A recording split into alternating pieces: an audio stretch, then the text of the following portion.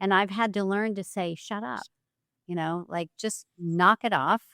And I'm not going to listen to you. And I'm going to put those voices over here and I'm going to focus on what I'm doing.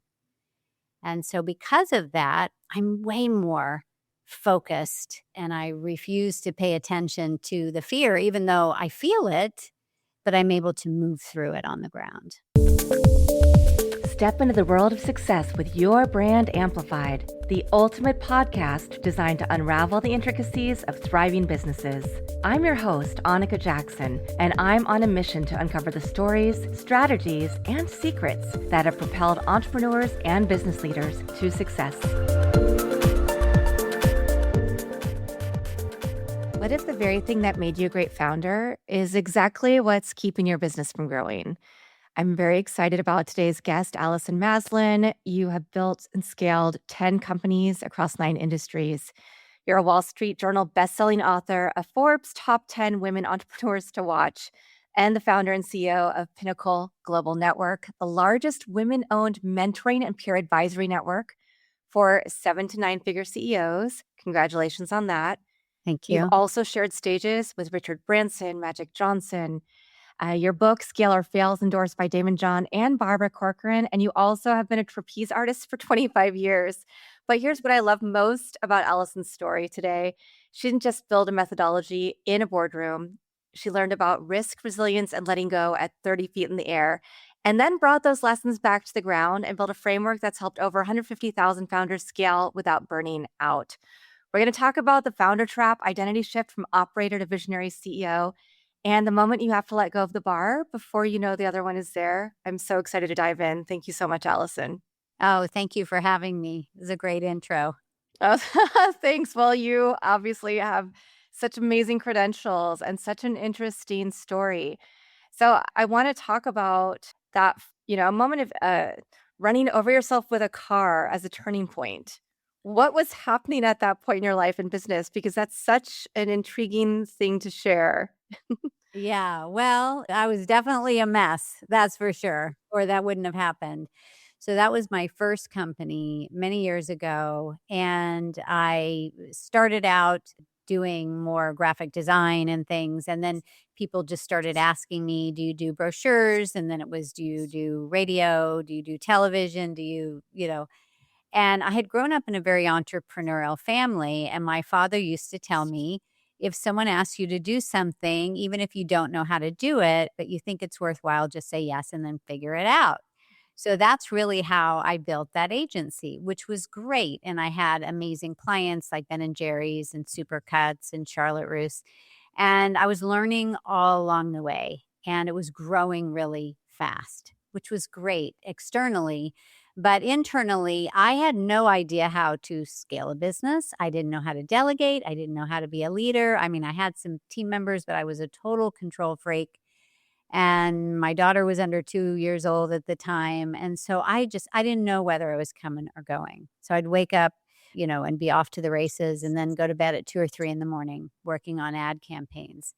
And so one particular day where I was so stressed out and completely exhausted, and on top of that, late to pick up my daughter from daycare, I went racing to get her. And I jumped out of the car and the car started rolling. I didn't put it all the way into park.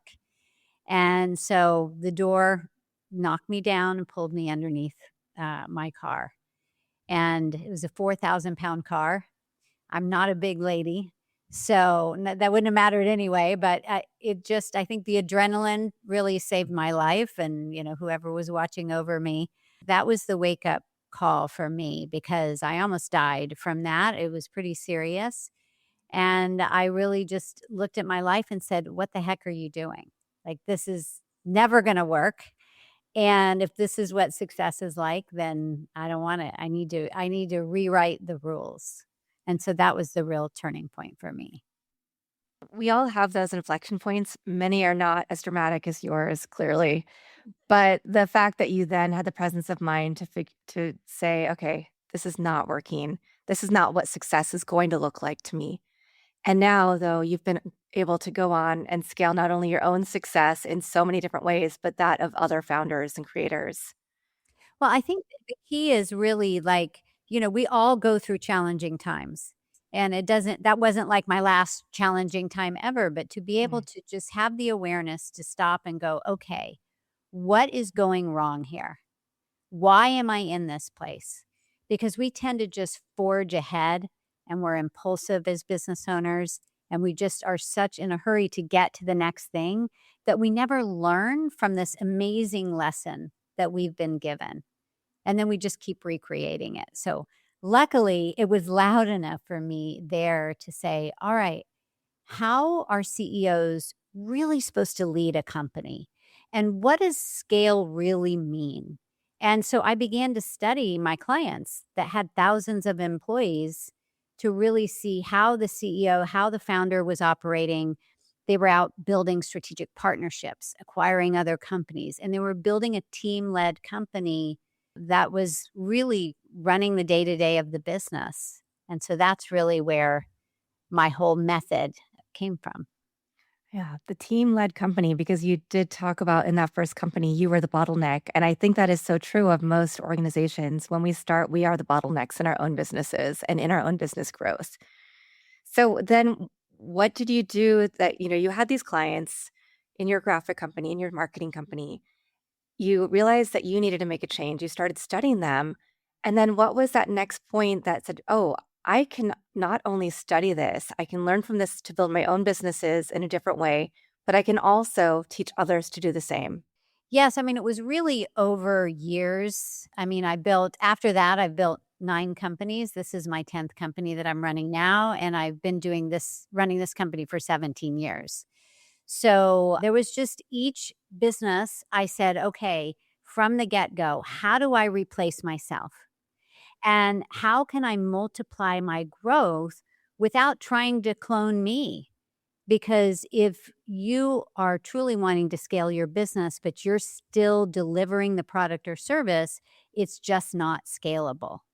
You don't see Richard Branson flying the airplane. So each business gave me the opportunity to practice that. And each one got better and better and better. And then over time, people just started asking me, Allison, how do you do this? How are you building these companies? And so that was in 2008, and I started mentoring, and I loved it. I loved working with entrepreneurs and helping them to get clarity on their dream and build a roadmap, but that wasn't scalable. I could only help so many people, and then I had developed my method at that point because I realized, wow, they're having the same pain that I experienced those years ago, and I was able to turn it around, so they can too. And so that's when I decided to build a big team of mentors. We have 40 now on the team that work privately with our clients, and they've all built very successful companies of their own. Oh, that's wonderful.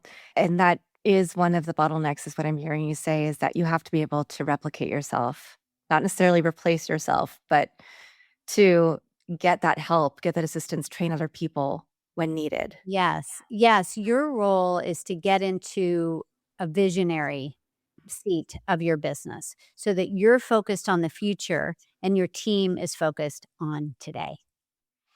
Do you see a specific revenue stage that this usually happens at when people are feeling that pain point?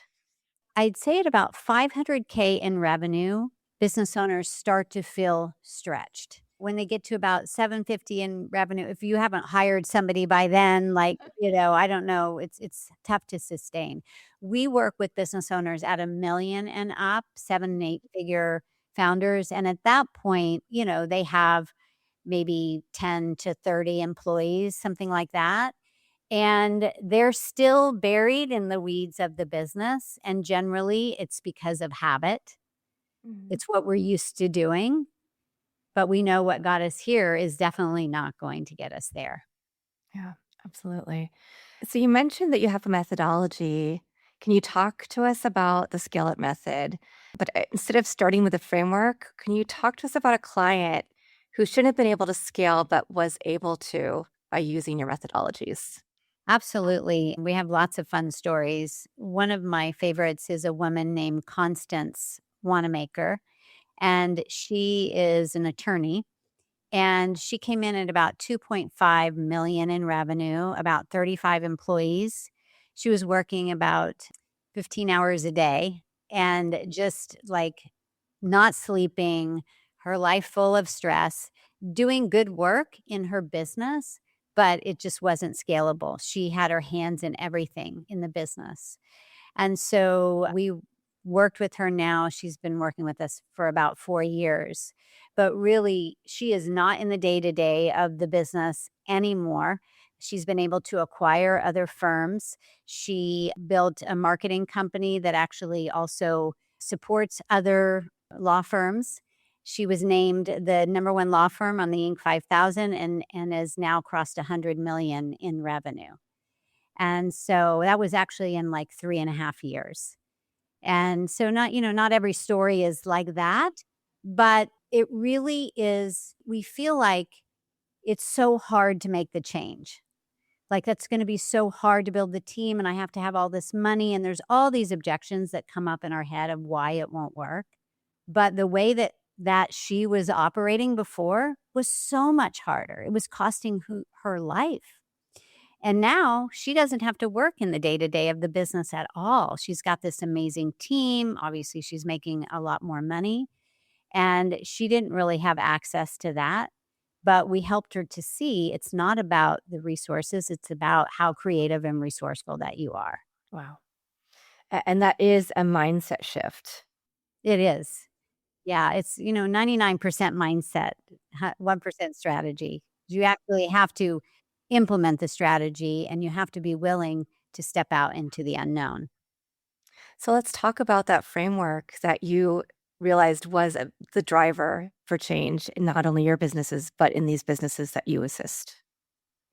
Yeah, so first of all, there are 5 phases of scaling a business, and most business owners have no idea where they're at in the scaling process, and that's part of the issue because there's no awareness, so they stay stuck, at a certain phase and the business ends up dying there.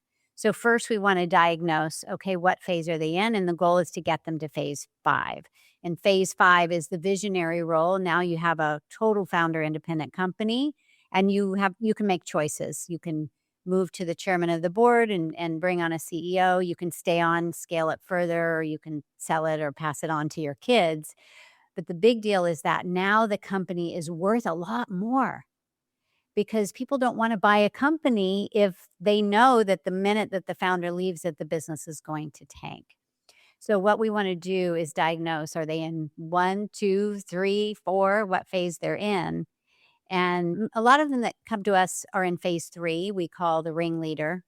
And that's where it's a bit of a circus. That's why we call it the ringleader, where the team is growing and they're kind of where I was in the middle of everything in their business. And even though they have a team, they're like the Google of their company. Everybody still comes to them for answers. And so it's really about them learning to stop giving the answer and empowering the team to figure it out, to say things like, well, what would you do in this situation? How would you handle it? Or why don't you put a plan together and present it to the team? And so you start to empower this team where they are owning their role. And that's where things begin to shift. And you start moving into phase 4 as a co creator. It's much more collaborative. Mm. I know that part of the leader's journey typically is you might want to give people autonomy, right? Might want them to feel like they have ownership. But then that hard part is still, oh, but they're doing it a different way than I would do it, right? And we talked a lot about, you said mindset was a big part of this and mindfulness and this shift. So how do you help hard-nosed leaders transform from thinking, no, it has to be this way, or my way or the highway, or this way, and these are the steps that we take, to doing that inner work that can really shift their whole perception? It's the hardest thing. Letting go, it can feel really scary. And that's why having someone that you're working closely with can be that mirror to go, "You're doing it again. You're doing it again," because we don't always see it in ourselves until afterwards. But the thing is if you have a real clear vision for your company, where you're headed, and it's really dialed in and your team gets it. Like they can feel it. They feel that they're part of it. Then now you have a team that is emotionally invested in making that vision a reality. And especially your leadership team, as you start to become a more mature company, you want to have a leadership team that can also make decisions, major decisions. But they have to be so committed. It's like a non-negotiable that this vision is happening. Then they start to think, your team, even the leaders are thinking about, gosh, I wonder how we can drive more profits. I wonder how we can run leaner. I wonder how we can create a better customer experience. And so that really is the shift. They have to be bought in to the vision. They want to see it happen. They feel personal satisfaction from that.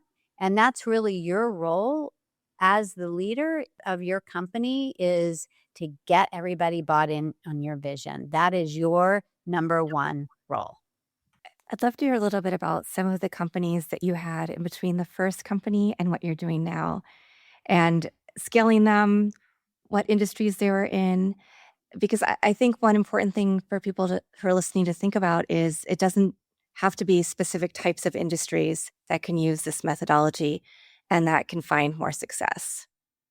Yes, and mine were, like, whatever I was passionate about at the time. So, for me, like, I have to absolutely love it or I can't get behind it. Like, I can't just manufacture this energy around something. So as I share it with you, you'll see all the different kind of pathways that I went. So when I kind of combusted in my life back then, I actually discovered homeopathic medicine to for my own healing, and I was so fascinated by it. I went back to school. I ended up becoming a homeopathic physician, and I actually ran that practice for 20 years from 96 to 2016 while I was building other companies. I had the homeopathic academy. I built the Homeopathic Academy of Southern California. It was the first homeopathic college in Southern California. That was a 3-year certification. So I built that in '99. I sold that in 2005. It's still running today. And then the other businesses, I did a scuba diving certification company. I sold that. A real estate investment company, software company, jewelry and accessory manufacturing company. So yeah, like all over the place. But there's a lot of beauty in that because you're able to chase your passions, but also find ways to make things better, not for your just for yourself and your own health, which of course is so important, but for other people, or make people's days a little brighter with jewelry or whatever the case may be. I Yeah. loved it. I loved it. And I'll just say this, what I realized is even though they were completely different industries and some of them were products and some of them were services, is that they all had a lot of the same challenges and Mhm. the same needs. They all needed a vision, they all needed cash flow, they all needed, marketing, sales, team, leadership, systems, execution, all those things in common. So all the wisdom that I learned in building those companies, I'm able now to really pay that forward to all of the CEOs that we serve. Going back to your idea of mentors, do you have 40 CEO mentors at Mhm. Pinnacle? Mhm.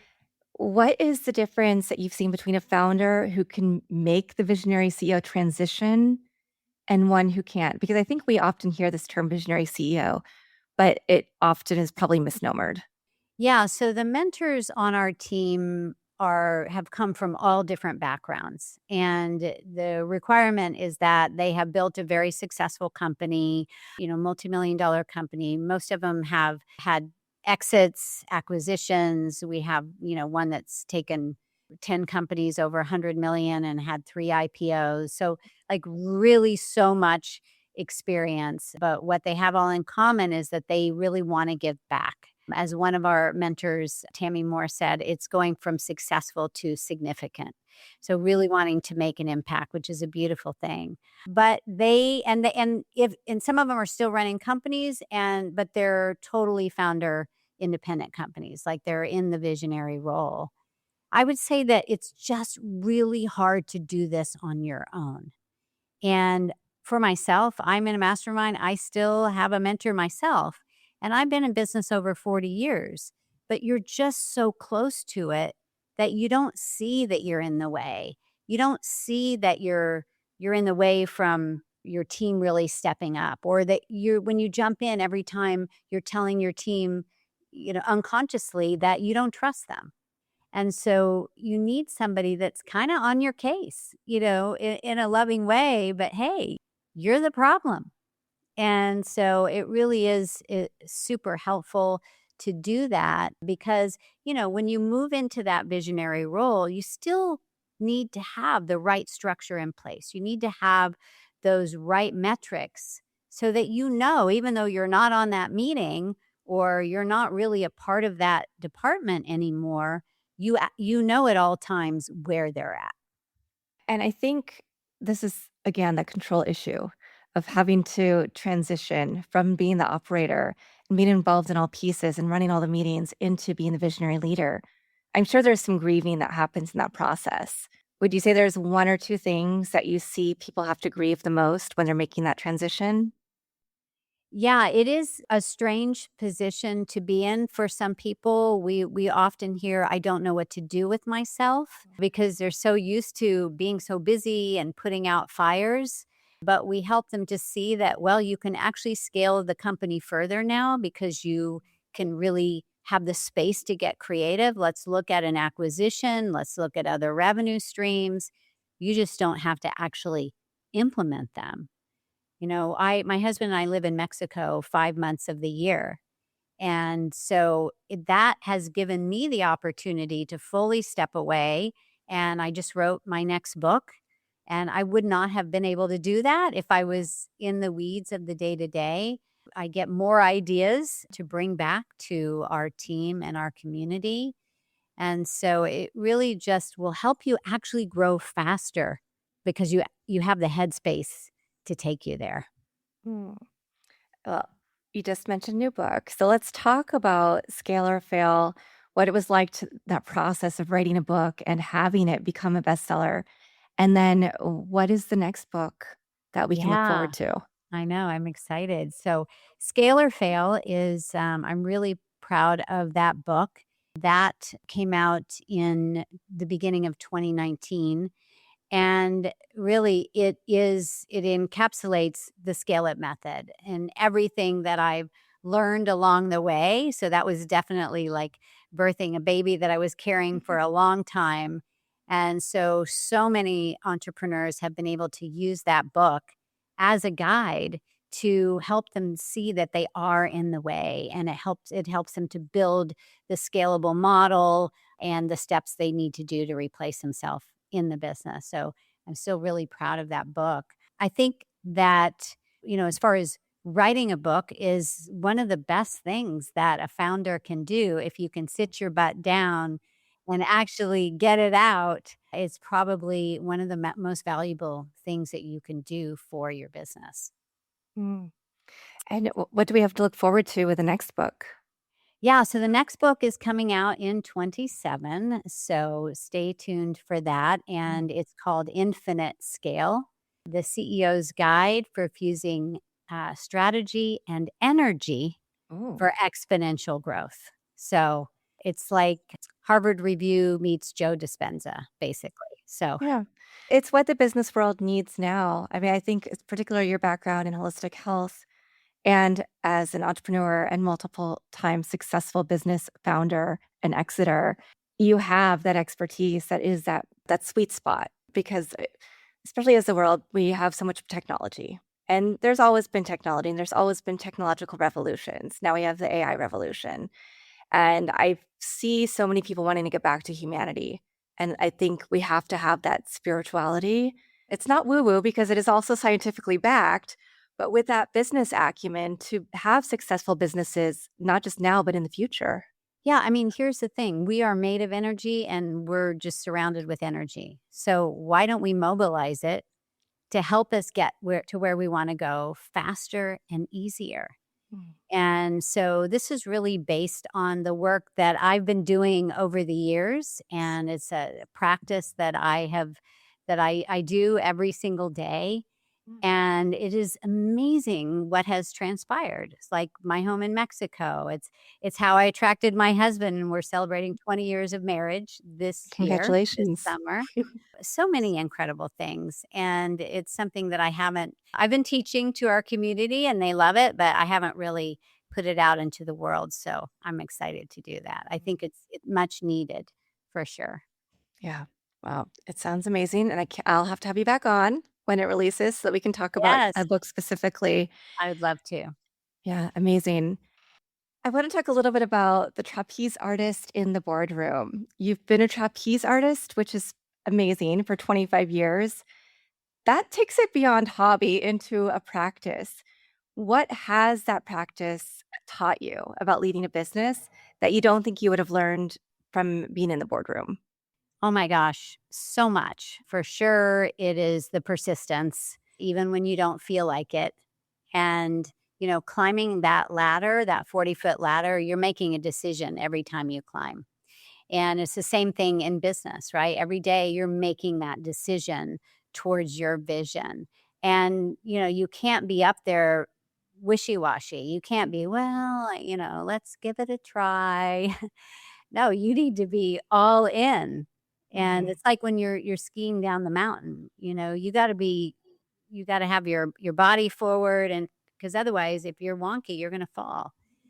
And so I have learned resilience. I have learned to just, hold the vision while I'm up there before I take the leap and expect that the catcher is going to catch me.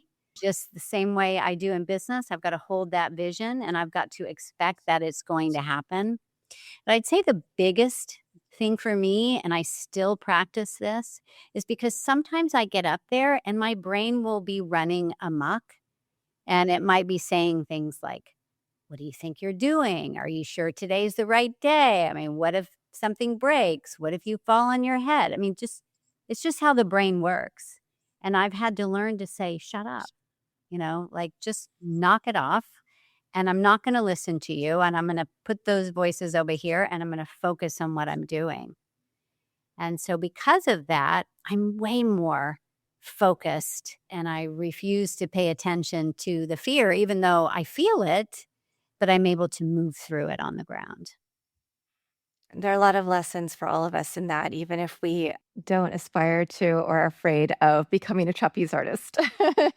Yeah. I mean, the thing is, whatever you're afraid of, just do something more scary, and then that thing won't feel like a big deal. That's what I learned. Oh, that's truly amazing. You talked about team managed companies. What are 2 or 3 things that founders need to do specifically, moves they need to make that will help them get to this new structure and find that freedom and capability to actually have growth? Yeah. It's really how you architect your team. So there are 3 types of employees. There are, and this is what's gonna be in my new book. It's in my new book coming out next year. There are 3 types of employees. There's task takers, there's problem solvers, and there's scale multipliers. So the task takers are the people that you tell what to do. They do the task, they get it done, but they're not driving the growth of the company, and they're often actually a negative ROI. Now, a problem solver is someone where you will say, "Hey, we're having this issue where the leads that are coming in don't seem to be qualified or they're getting stuck in this part of the funnel." And they'll go, "Okay, let me figure this out. I'm going to come up with a solution and I'm going to fix it." Or they may even see a problem and they come to you or somebody on the team and say, "This is happening. I'm going to come up with a solution and fix it." We like these people. They're about a 3-time ROI on what you pay them. Okay. Now, a scale multiplier, this is somebody that says, "Wow, I see that we've got a pretty decent system here, but I feel that I can build something that is going to totally upgrade the pipeline and the level of leads and lead flow that's coming in, and it's going to save us a bunch of time, and that which is going to save us X amount of dollars." And so they're looking at your organization or your department to say, how can I elevate the whole experience for everybody. Now that person is going to be like a 8 or 9 or 10 or even in some cases 20 time ROI, we call ROE, return on employee. And so when you can shift from having task takers to having problem solvers and scale multipliers on the team, they move from being like your biggest expense, your payroll, to now drivers of growth of the company. So they're paying for themselves plus, plus, plus, plus. Yeah. That's really fascinating. I haven't thought about employees in that fashion, but that really makes a lot of sense. When somebody is trying to make change in their organization, is there a specific role or a type of person that they need to look at, whether they have them inside the organization already or they need to make a new hire to be kind of that first person, that linchpin to help them be able to grow effectively? Yeah, I think it goes back to what I said earlier in that you want to empower the people to start thinking for themselves. And if you're always just giving them tasks, that part of their brain shuts off. You want them to approach your business as if they're a customer and say, what's that experience like? And are there any glitches? And how can I make it better? So it's really empowering them to use their own creativity. And most of them, a lot of them, do have that within themselves, but they've never really given themselves the opportunity to think that way. And you want them to treat it like it's their own. And it's obviously it's not, but we have some amazing people on our team. And I truly feel that I'm building the business with them.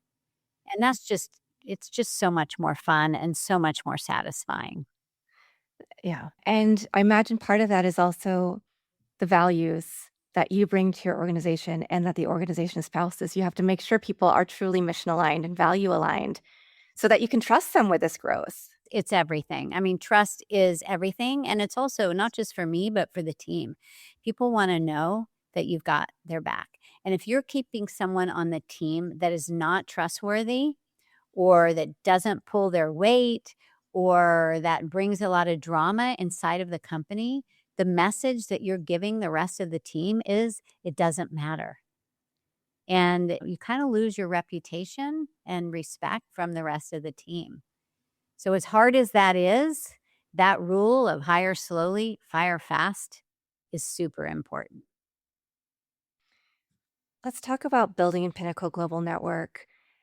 Did you know that it would become what it is today when you started, when you had your first vision of what this could be?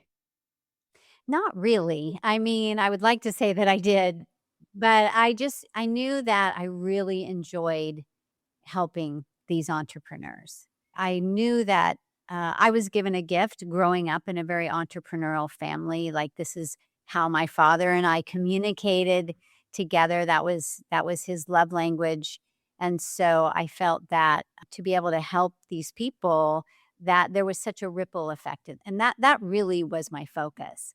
What I didn't know that it was going to have such a profound effect and there was going to be so many other people out there out in the world that would want this kind of support. And so, obviously now we do know that after 17 years in, and we just keep attracting these incredible CEOs and the mentor community as well. And so the vision just keeps expanding. We just opened our French division and we have mentors in France now and I'm going to be flying there in the fall and we'll be launching that. So it's really exciting.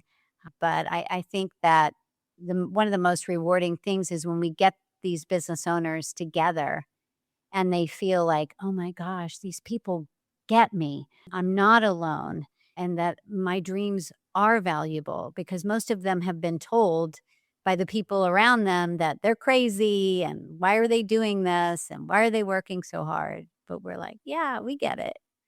We speak that language too. Yeah. I'd love to hear a little bit about some of the ways that you shaped the organization being a women led organization, as opposed to a lot of the ones that we hear about for entrepreneurs and business leaders that are out there. What can somebody expect? And how did you try to make sure that you were offering something that was a little different?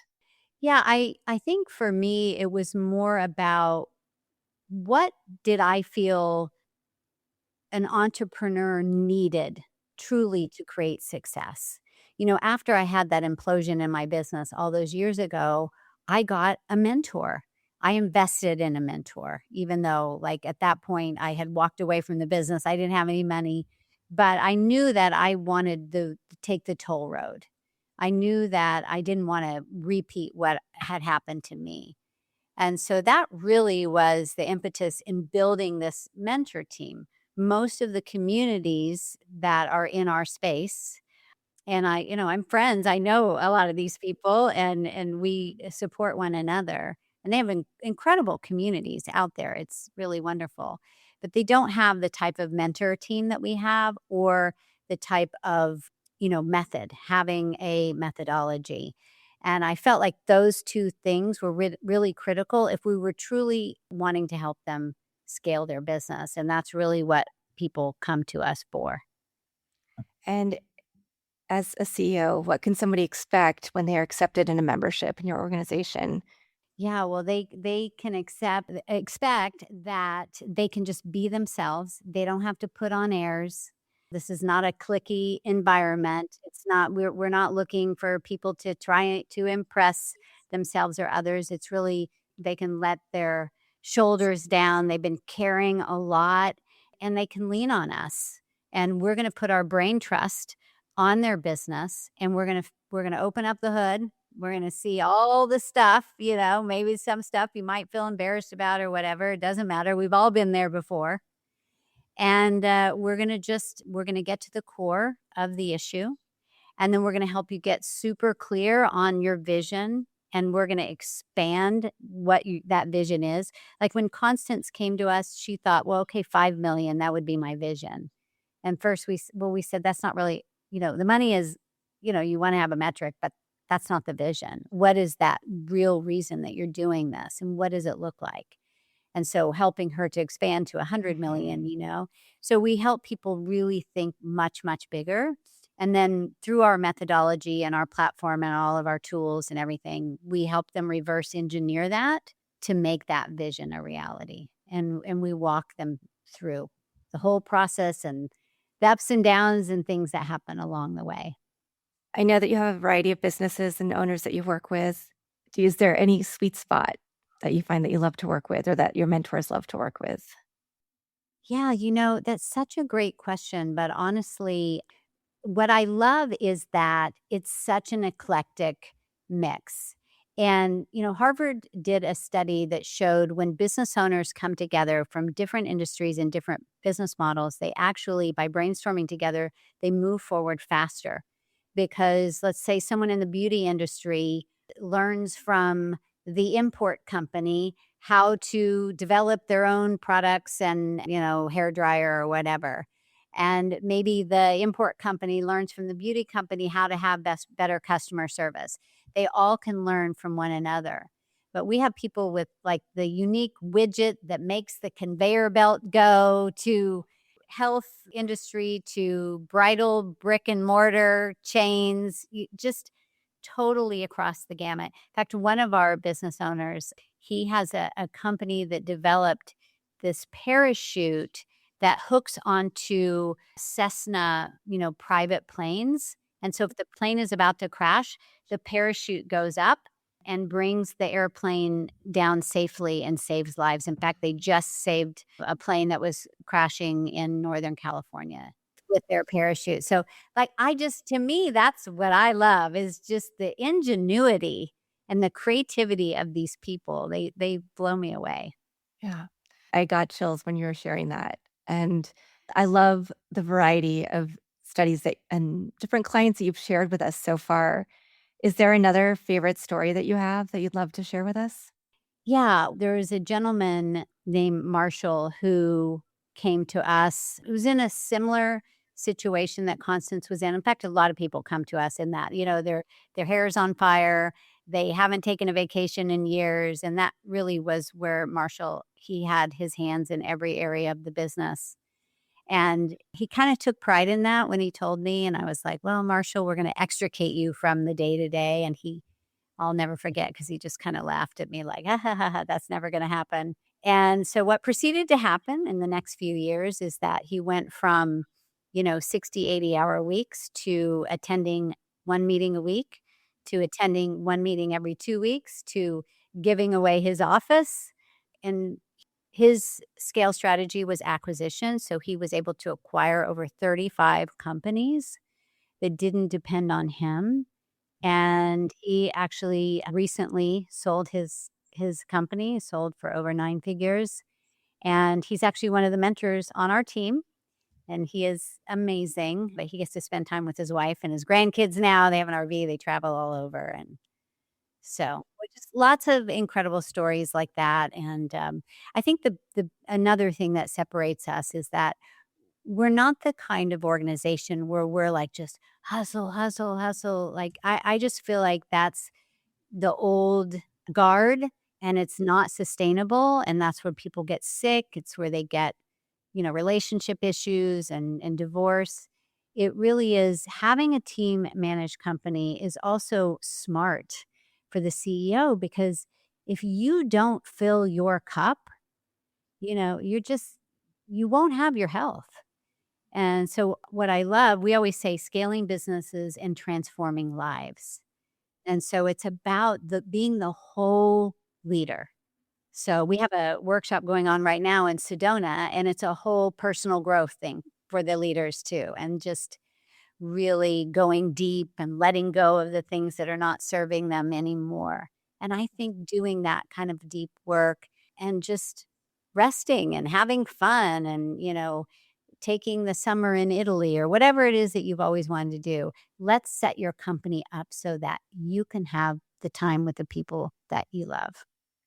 What does freedom look like for you today? You're writing your next book. You have this beautiful home that you spend part of your time in Mexico. You're opening offices in France, which that sounds like a lovely excuse to go to France. Oh, yeah. Uh, I'm yeah. excited about that. So, Yeah. yeah, what does freedom look like, and what do you see next for yourself? Yeah, gosh, it's such a good question. Well, I continue to fly on the trapeze. I was just out there yesterday. And so that's always feels like freedom to me when I'm up there flying. But I think for me in this business is really legacy for me. And it's just gives me such a sense of meaning and purpose. And I really I'm in this one for the long haul. And where the others where I was building it up to sell, I really am in this one, for some good amount of time. But, my husband and I have a great life. Like I said, we live in Mexico half the year. We travel. And to me, it's like every day is a decision to make it the absolute best day that you have ever experienced. That's how I wake up in the morning and that's what I write. Like what miracles are going to happen today? And so I think instead of building to get somewhere, how can you bring that in experience into your life every single day? Even if it's in small little pieces of going outside and hanging out with your dogs for a little bit between your meetings. Like bring that joy into your life right now. And that's such a great mantra or a great thing for us all to envision. What can we bring into our lives right now? Those little steps that can make things incrementally better until we can get the freedom of having a team led organization, getting ourselves out of the way. So, Allison, I'd love to know if you have a favorite quote, mantra, verse, poem, family motto, some other words that can continue to inspire us as much as they inspire you. Yes, there's one of my favorite quotes is by Henry David Thoreau, and it says, "All good things are wild and free." And I've always resonated with that. And to me, what freedom means is utilizing the gifts that you were born with and putting them out into the world. And I feel that being an entrepreneur is one of the best ways to do that. Oh, that was really beautiful. I think this conversation is exactly what a lot of founders need to hear, that our business success is important, but it can become our ceiling. We can't just think about strategy to break through. It has to be really like in our identity. We have to do the work, we have to do the mindset. So, of course, we're going to have pinnacleglobalnetwork.com in the show notes and the book. I really appreciate your generosity and wisdom, Allison. I am feeling really inspired from our conversation, and I know what my next steps need to be to do the work. So thank you for bringing that to the show today. Thank you, Annika. This was great. You're an incredible host. Such Oh, great thank you. questions. Thank you. Thank you so much.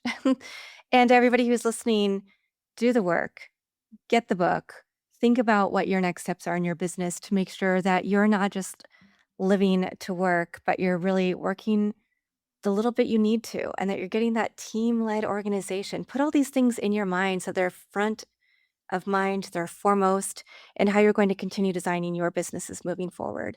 I'll be back again with another amazing guest to share their story, their journey, and some things for you to think about in the next few days. Thanks for listening or watching to this episode of Your Brand Amplified. Don't forget to leave us a rating or review on your favorite podcast listening platform. And if you want to learn more, check us out at yourbrangamplified.com.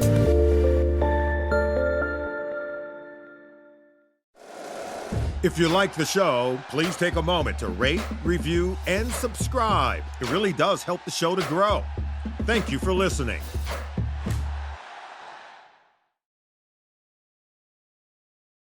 If you're serious about leadership, legacy, and building wealth with structure, you need to check out the CJ Moneyway Show.